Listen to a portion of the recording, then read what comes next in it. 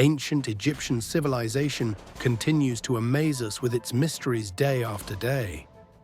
The fascination isn't just limited to grand temples and monuments that have stood the test of time, but also to the secrets hidden behind the mummies of the pharaohs. Mummies that whisper tales of an enigmatic past.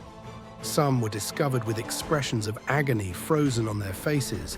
Others remained eerily intact for thousands of years until their secret was unveiled. And then there are those forever linked to the so-called curse of the pharaohs. Among the most debated is the mummy of Pharaoh Ramesses II, often speculated to be the ruler who confronted Prophet Moses, peace be upon him. We've previously covered these topics in our past episodes, which you can find in the video description. But today, we are here to discuss a mummy that astounded its discoverers upon examination and caused a massive stir, especially in Western media: the mummy of the pregnant woman. We are accustomed to seeing the usual mummified remains in museums and tombs, but the discovery of a mummified pregnant woman, preserved along with her unborn child, was an extraordinary and unprecedented find in ancient Egyptian archaeology. This was not just the embalming of one person, but two lives intertwined in a single body, serving as undeniable proof of the remarkable anatomical knowledge and embalming skills of the ancient Egyptians. Their expertise not only preserved the mother's body from decay, but also safeguarded an unborn child who had never even seen the light of day. Who was this woman? Why was the fetus left inside her? And what was the mysterious cause of her death, revealed during scientific examination?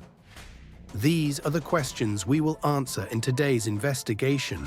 Stay with us until the end to uncover the full mystery of this unique mummy. But before we dive into the details, make sure to subscribe to the channel and, most importantly, turn on notifications so you don't miss any of our latest videos. The mummy of the pregnant woman was first discovered in the 19th century, specifically in the Valley of the Kings in Luxor.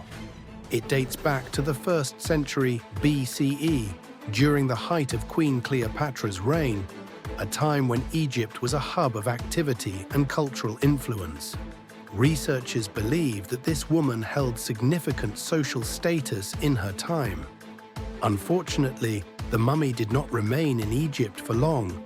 Like many artifacts during the 19th and 20th centuries, it was smuggled out of the country, either legally or illegally. In 1826, it was donated to the University of Warsaw in Poland by a Polish collector named Jan Wikrodzki. Later, in 1917, the mummy was transferred to the Warsaw Museum for public display. Strangely, before it was examined, it was widely believed that the mummy belonged to a male priest named Hor-Jehuti. This misconception arose because the mummy had been placed in a coffin bearing inscriptions referring to this priest. This suggests that the mummy was taken out of Egypt illegally, as it was common at the time for smugglers to place mummies in elaborate coffins to increase their market value. In 2015, Polish researchers launched the Warsaw Mummy Project, an initiative that used advanced technology to examine human and animal mummies, as well as other artifacts. Eventually, they turned their attention to the so-called mummy of the priest Hor-Jehuti. Initial scans were conducted under the assumption that the remains belonged to a male, as the coffin inscriptions suggested. However, when researchers performed CT scans, they were stunned to see a tiny foot inside the abdominal area of the mummy. Further investigation confirmed an astonishing truth. The mummy was not a man at all, but a pregnant woman. The fetus appeared as a distinct mass inside the mother's womb, visible in the imaging scans. By measuring the circumference of its skull, researchers estimated the gestational age to be between 26 to 30 weeks, approximately the 7th month of pregnancy. Additional 3D imaging revealed the presence of well-preserved breasts, as well as long curly hair, confirming that the mummy belonged to a young woman aged between 20 and 30 years old. This discovery raised significant questions among the researchers. Ancient Egyptian embalmers traditionally removed the deceased's internal organs, such as the liver, lungs, and intestines, and placed them in canopic jars for separate preservation. The mummified bodies were typically left empty of internal organs. Yet the pregnant woman's body contained 4 wrapped bundles, believed to be her embalmed organs, placed back inside her instead of being stored separately. Another mystery was why the fetus remained inside the mother's body instead of being mummified separately.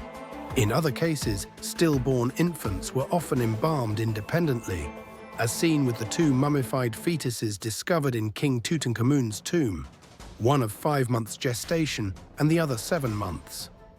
So why was this fetus left inside the mother? Researchers proposed 2 main theories. The first theory suggests a possible religious belief that an unborn child did not possess a soul until birth. Thus, it was considered safer to leave the fetus within the mother's womb for the afterlife. However, this theory has been debated, as evidence shows that other fetuses were mummified separately. The second theory is more practical. It may have been difficult for embalmers to extract the fetus from the mother's womb without severely damaging the body. Additionally, the embalming process may have been conducted hastily, leaving no time to remove the fetus safely. The mummy's discovery was officially announced in 2021. But was this the first ever discovery of a pregnant mummy? Not necessarily. Egyptologist Dr. Zahi Hawass dismissed claims that this was the first case of a pregnant mummy, stating that a similar find was made in 2010 in the tombs of the pyramid builders. A skeletal remains of a pregnant dwarf woman dating back 4,600 years. Additionally, in 2018, an Italian-American archaeological team discovered a 25-year-old pregnant woman's skeleton in Komombo, Aswan, with the fetus positioned in the birth canal, indicating she had died during childbirth. Egyptologist Dr. Maya Ahmed Ali has also suggested that due to limited resources, many mummies in Egypt have yet to be thoroughly examined. If extensive research were conducted, it is highly likely that more cases of pregnant mummies would be discovered, particularly among the royal princesses. Before we conclude, I must express my deep sadness whenever I hear about Egyptian antiquities being held outside Egypt, especially in Western countries. France alone possesses numerous Egyptian obelisks, mummies, artifacts, and even entire tomb floors. It is heartbreaking to see a civilization that endured for thousands of years being stolen in plain sight. What's even worse is that many of these relics were taken with the help of Egyptians themselves, whether by local villagers who sell artifacts for quick money or high-ranking officials who orchestrated smuggling operations in secrecy, not to mention the artifacts that were gifted to foreign countries by Egyptian leaders in exchange for political favors. And for what? Some claim that these are just stones and statues. But if they were insignificant, then why is the entire world willing to pay millions of dollars for them? Why is there such global excitement over every new discovery in Egypt? We will dedicate a full episode to this issue soon. And that brings us to the end of today's investigation. Let us know what topics you'd like us to cover next in the upcoming episodes. Don't forget to support us, my friend. Please subscribe to the channel and like the video.